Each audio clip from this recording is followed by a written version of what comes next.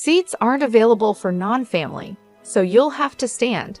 When I went to a restaurant to celebrate my grandson Eric's milestone, I found there wasn't a seat for me in the designated room.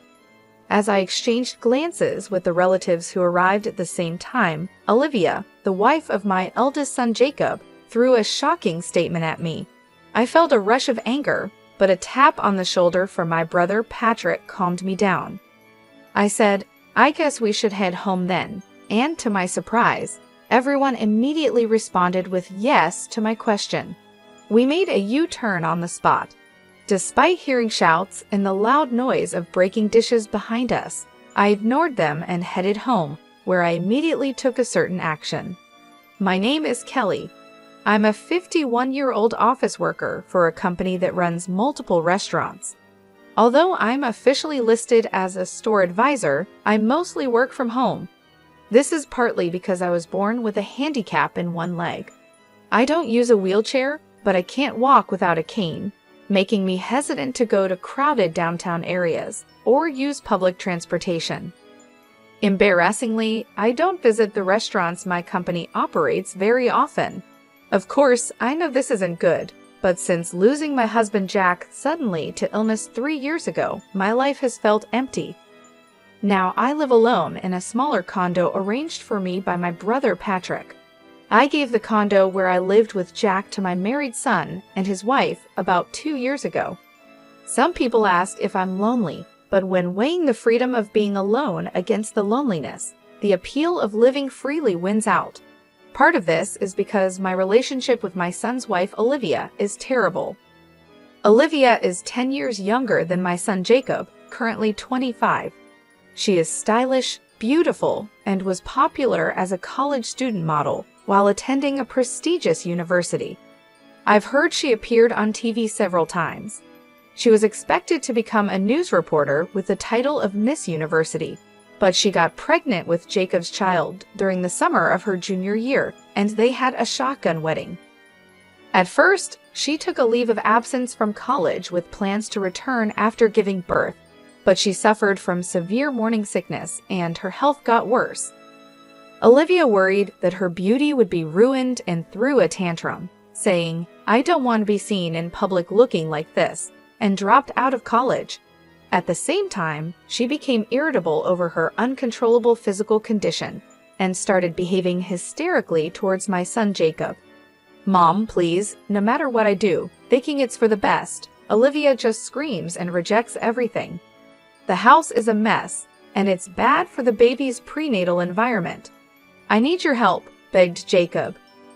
So my husband and I decided to live with our son and his wife in the large condominium we had bought, intending to live there until we died. However, living together turned out to be challenging as Olivia treated me like a servant with her haughty attitude. "Don't dawdle, bring me my smoothie and crackers to bed quickly. Haven't I told you numerous times how sick I feel if I wake up with an empty stomach because of my morning sickness?" she would yell. And when she wasn't yelling about that, she'd scream, "Why are you washing my clothes with your old hag's clothes? No matter how expensive the fabric softener is, it won't keep the old hag smell from transferring to my clothes." Seeing enough, Jack would scold her firmly. Is it common sense in this house to harass a pregnant woman? But she would just snap back.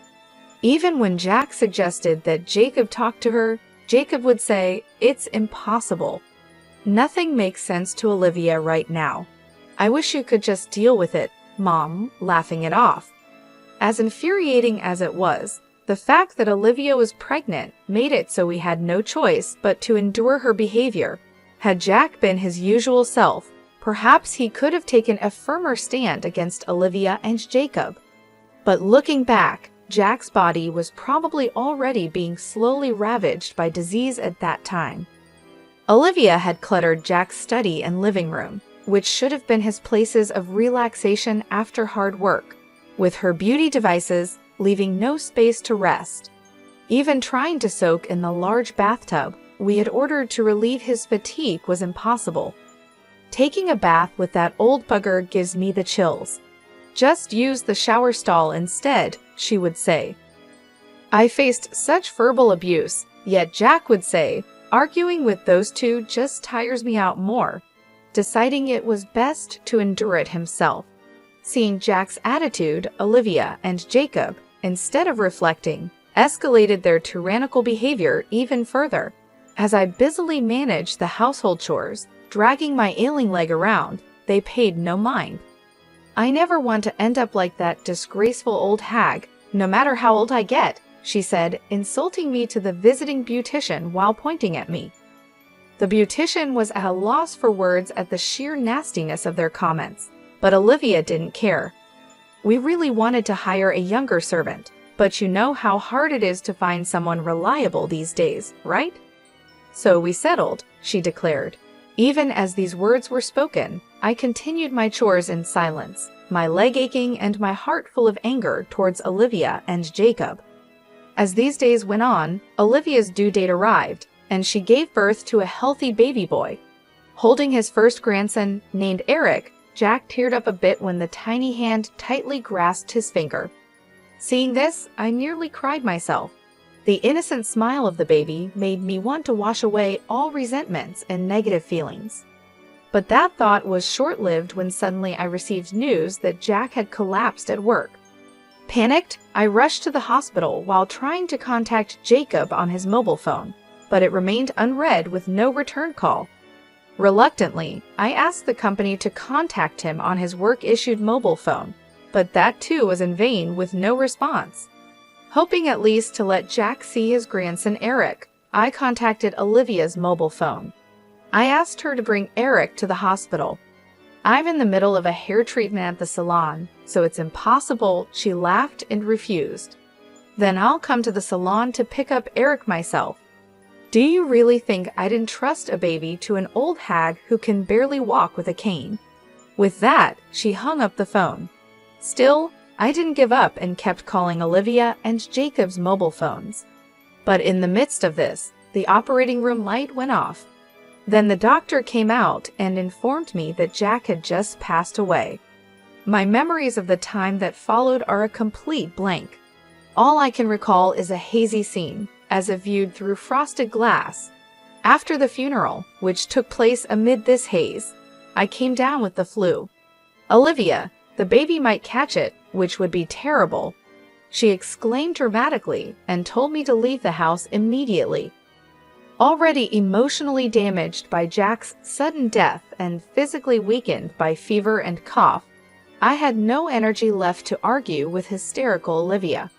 Barely managing to get dressed, I left the room but collapsed in the elevator hall entrance. Thankfully, the concierge called an ambulance, and I was rushed to the hospital. According to the doctors, I was on the verge of pneumonia. Later, my brother, his wife, and my nephew heard about my condition and took care of everything. There's no need to visit the hospital. She's been admitted, she's safe, and it would be terrible if the baby caught something, Jacob and Olivia said, not even bothering to visit. Outraged by their attitude, my nephew and his wife suggested I stay with them for a while instead of returning to the condo, where I'd just be exploited by Olivia again. Returning to the condo would mean resuming a servant-like existence before even regaining my strength. However, staying at my brother Patrick's house, where my sister-in-law's parents lived, was not an option due to infection prevention concerns. My nephew's offer was a welcome one. Deciding to accept their kind offer, I planned to first return to the condo to retrieve Jack's photos and personal items left behind. My nephew's wife, Helen, who was worried about the situation, decided to come with me. When we visited the condominium for the first time in about a month, we found it in a terrible state. What is this mess? Dirty glasses and dishes were piled up, and the garbage disposal was clogged. The living room was no different, with delivery food containers scattered everywhere. The bathrooms and bath were in a dire state as well. I wondered how they could raise a baby in such filth. As Helen and I stood there in disbelief, Olivia, apparently already drunk though it was just past 3:00 p.m., returned with a couple of friends. Noticing us standing in the living room turned into a garbage house. Olivia looked surprised for a moment, but then quickly put on her usual smirking face and said, "So you're finally back. Then get to cleaning this room right away." It got all messy because the old hag slacked off. Helen was furious at this brazen attitude. She quickly approached Olivia and said, "How dare you speak to Jacob's mom like that after all she has done for you? And you just kicked her out the moment she got the flu." But Olivia and her friends just laughed it off. Birds of a feather flock together. Friends of unreasonable people are unsurprisingly unreasonable themselves, they said. Then, as if they had a great idea, they added, "Why don't you just leave for good? This place is going to be Jacob's through inheritance anyway. The old hag can just go back to her parents' house." As Helen grew even angrier, I somehow remained calm. Considering their outrageous behavior so far, it was only a matter of time before Olivia and the others would try to drive me out. There was no reason for me to stay any longer with such unpleasant people, so I called Noah to ask for help, and we managed to move out all my personal belongings that had sentimental value that day. Still, when I looked back at the condominium for the last time, the memory of deciding this house would be where I'd die and Jack's smiling face when we made that decision brushed my heart. I'm sure Jack would understand this decision. I felt certain. After that, I moved into a condominium near my parents' home that Patrick had arranged for me and returned to my job, which had been on hold since before Jack passed away. I also adopted a rescue cat, which I couldn't have before due to Jack's allergy, and started living with it. Though Jacob and I work at the same company and see each other when I go to the office, we hardly ever talk. However, one day I received an unusual message from Jacob. Curious about the sudden contact, I read the message. It was about planning a milestone celebration for Eric at a restaurant this coming weekend. It seems Olivia has invited a large number of guests, including her parents, relatives, and friends. "The balance will be off if no one from our side of the family attends," he said, wanting to invite me and the relatives. "Why don't you ask Jack's side of the family then?" I suggested, but it seems they had already refused. Indeed, Jack's relatives live quite far away, and it's not a distance easily traveled back and forth. Moreover, today is already Friday, and there's hardly any time to prepare to leave the house. It's understandable that they refused. I was about to refuse again when Jacob, sensing my hesitation, said, "I'm sorry for everything that's happened. For Eric's sake, could you consider a request?" Though I was indeed angry with Jacob and Olivia, Eric himself is innocent. Remembering how happy Jack was about Eric's birth, I considered it. I didn't want to spoil the celebration. After hanging up and giving it some thought, I decided to attend and sent Jacob a message to let him know. On the day of the celebration, my brother and his wife, my nephew and his wife, my uncle and aunt, their children, and other relatives gathered in front of the restaurant. Helen said, "I'm here today, not for that couple, but for Kelly." While calming her down, we were led to the room, the largest in the restaurant, with low tables and chairs. This setup would be difficult for me with my mobility issues, so I asked the staff for a chair that was a bit taller. However, Olivia interrupted. "There's no extra seat, so just stand," she said loudly with her arms crossed.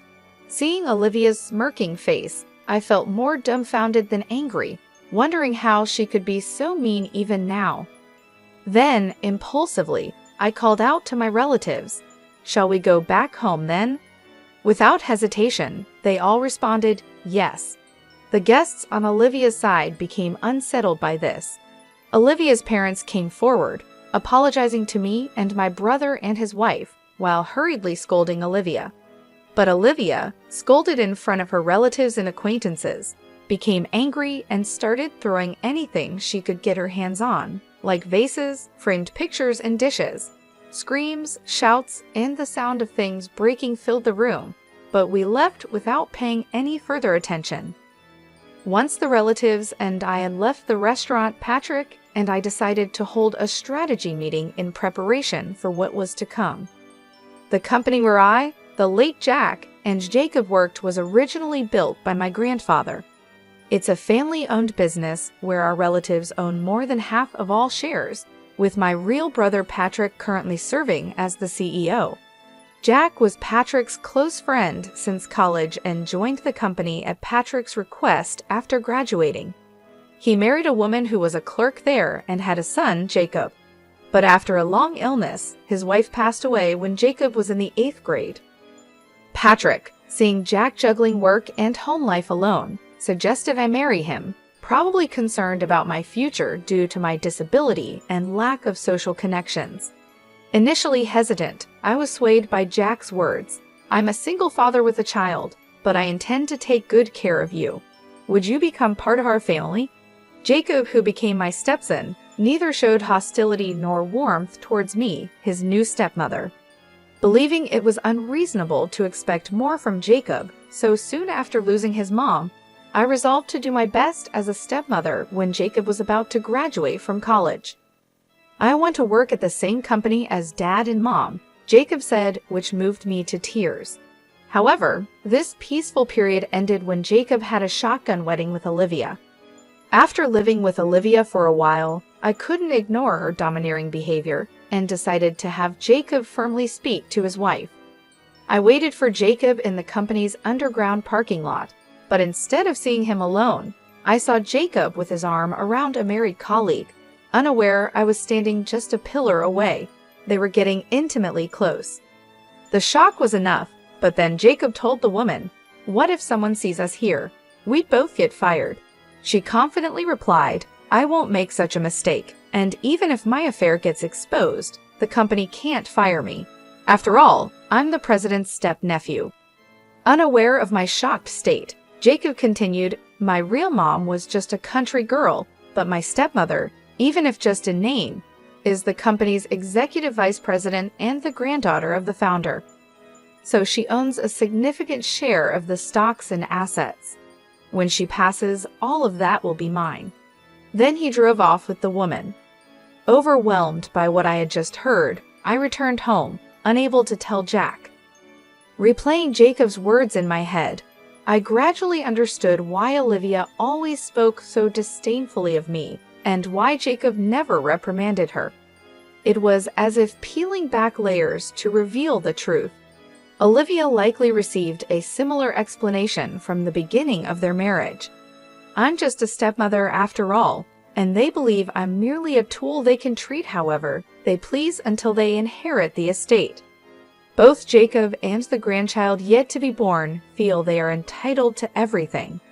But there's a truth neither Olivia nor Jacob understands. In reality, Jacob and I haven't gone through an adoption process.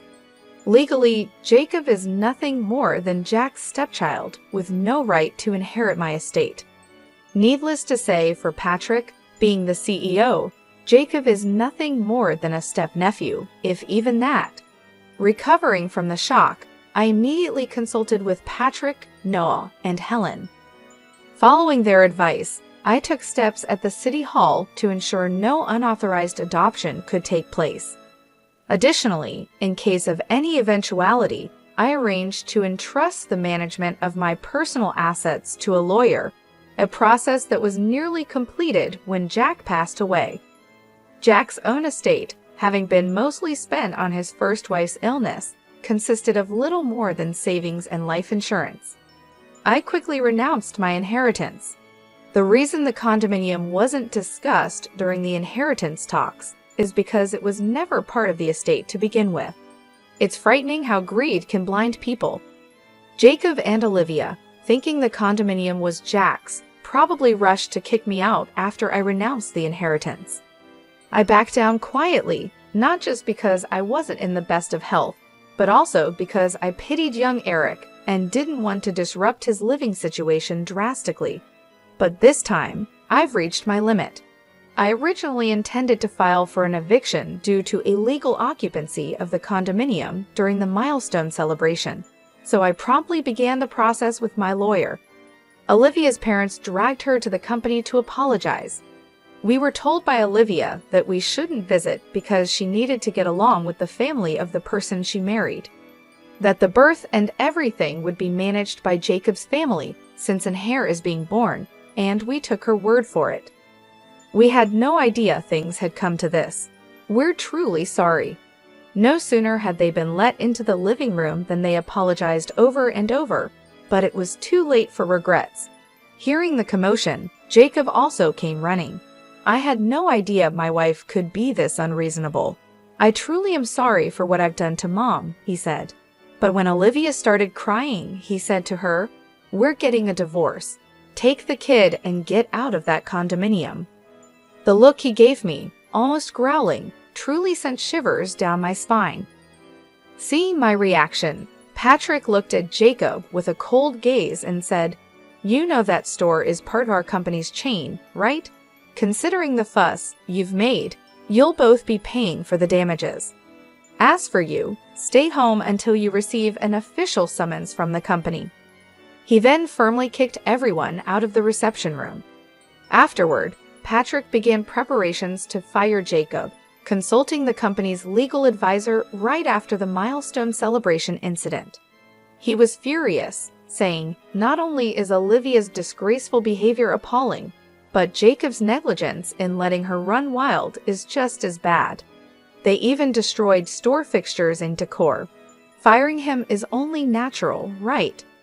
Though he was initially adamant about firing him immediately, the other executives calmed him down, explaining that a disciplinary dismissal made in anger could disadvantage us in a lawsuit. So we turned to a law firm known for its capable lawyers. True to their reputation, they did an excellent job providing indisputable evidence that was more than sufficient to fire Jacob. 2 weeks later, Jacob, temporarily relieved from house arrest, was summoned to the head office meeting room, seemingly prepared for his dismissal. Perhaps he had gathered some inside information. Despite arriving with a lawyer, the sheer number of attendees overwhelmed him. As Patrick, sitting at the center of the board, began, "It goes without saying why we've called you here today. Your dismissal has been decided." Jacob braced himself, clenching his fists.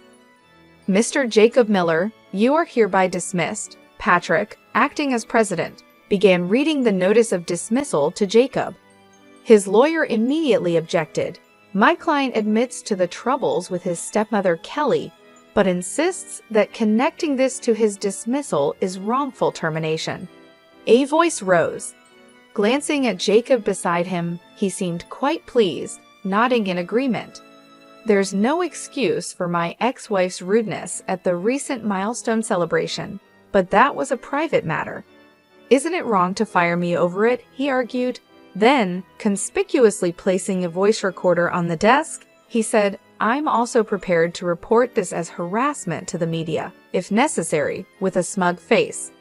Hearing this, Patrick and the other executives remained silent. Jacob mistook their silence for victory.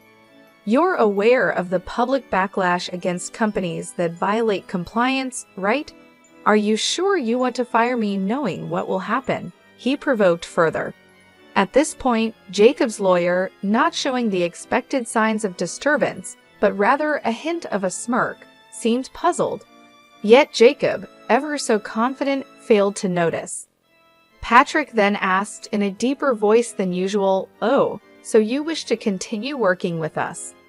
That's a hard pass. However, if you wish for me to leave the company amicably, a certain amount of money as a settlement would be necessary," Jacob said, leaning forward on the desk with a smirk as if to challenge the surrounding executives. But in the next moment, laughter erupted spontaneously from everyone present. Some were even laughing so hard that tears formed at the corners of their eyes. Taken aback by their reaction, Jacob quickly turned red and began cursing foully. His lawyer frantically tried to calm him down. The dismissal notice naturally includes the reasons for dismissal. I'll explain them now, and if you have any objections, we can discuss them afterward, Patrick declared, his presence overpowering Jacob and his lawyer into silence. Both sat down. Then a group in dark suits stepped forward, bowed slightly, and turned on the electronic blackboard in the center of the meeting room. Immediately, the screen displayed screenshots of pages where wine exclusively imported for group participating restaurants was being sold on an online marketplace. Next, the screen showed an enlarged photo of the wine seller's icon. The moment it was displayed, Jacob stood up quickly. "This isn't me," he exclaimed in desperation, turning pale, and for good reason. The photo used for the icon was a cropped selfie of Jacob. The screen neatly displayed the original photos alongside an image match rate of 101% written in red. Facing the lawyer, still unable to grasp the situation, a man from the group of dark suits stepped forward, introducing himself as part of the law firm hired by the company. "Let me explain the reasons for the dismissal notice. The reasons include embezzlement, harassment, undue pressure within the workplace using his executive position, leaking confidential company information, unauthorized absences, tardiness, loafing, and damaging the company's reputation through inappropriate use of a company car," he explained smoothly. He further added that the company's legal and accounting departments had been secretly investigating rumors of the wine, supposed to be sold exclusively in stores, being traded online. In the process, they identified the source account and, collaborating with the police and other relevant parties, discovered that the account was linked to Jacob's online banking account. Additionally, the inventory management department uncovered the existence of double books. Upon questioning, several employees confessed that they had been coerced into participating in the illegal activities by Jacob, who implied they would be fired if they did not comply. As this explanation unfolded, Jacob was sweating profusely, but his complexion turned even paler at the next images displayed.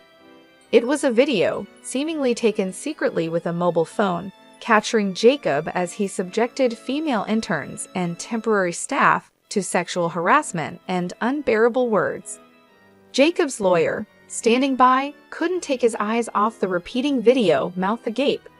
Next shown were images of customer information meant for our company being sold to a rival company, and a USB drive containing original recipes alongside an envelope bearing the name of the rival company's legal counsel.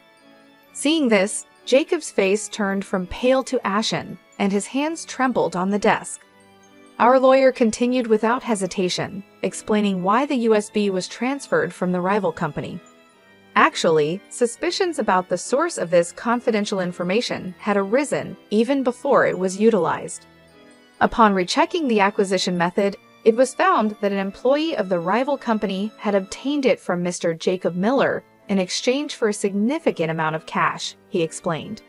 The rival company quickly dealt with the involved employee and returned the data to us, along with documents clarifying the factual situation. Jacob's lawyer, taken aback by the continuous revelation of Jacob's misdeeds, listened in stunned silence. However, our lawyer concluded with, "While it might seem superfluous to mention now, all these illegal activities have already led to the filing of criminal complaints. Perhaps instead of discussing settlement money, you should be preparing for a criminal defense," he said with a chilling laugh.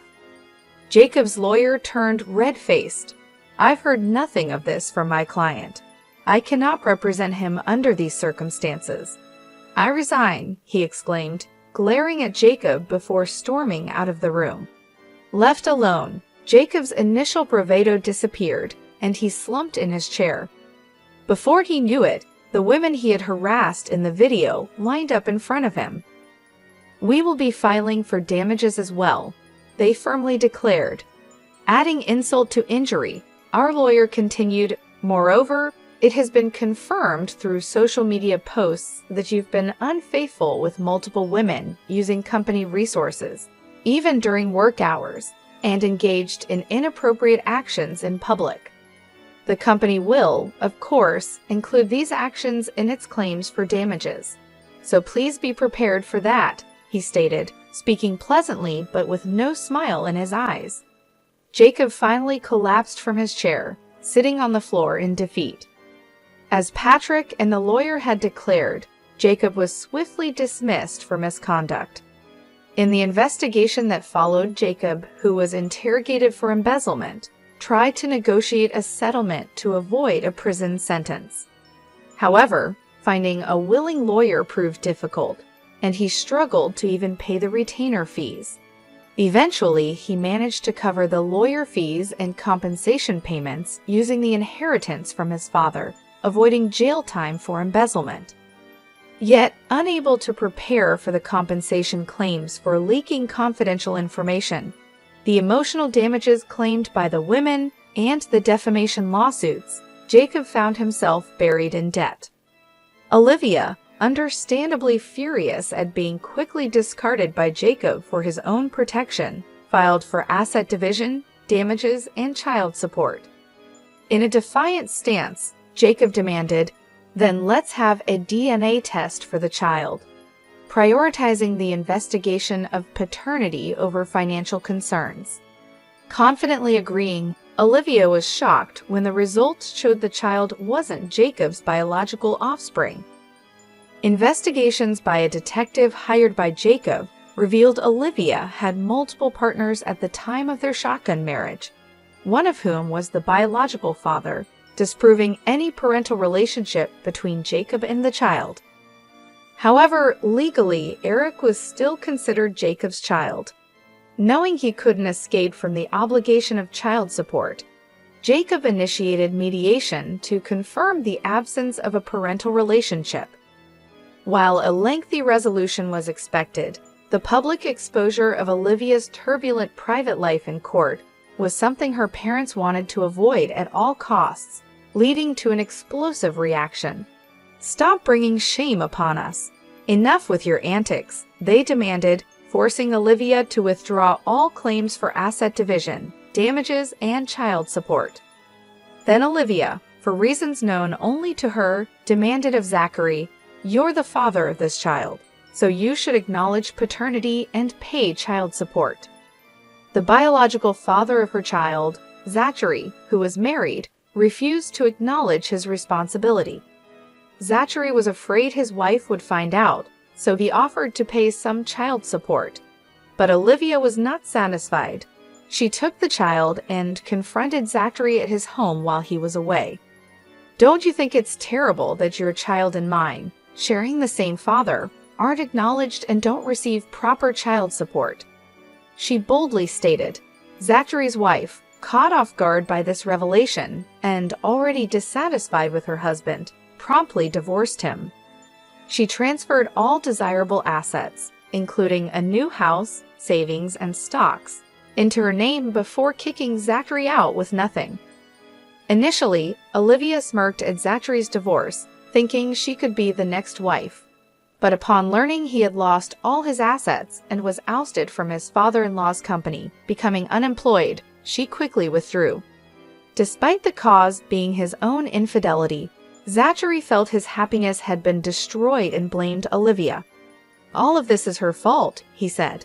Ever since then, he has been relentlessly pursuing Olivia wherever she hides.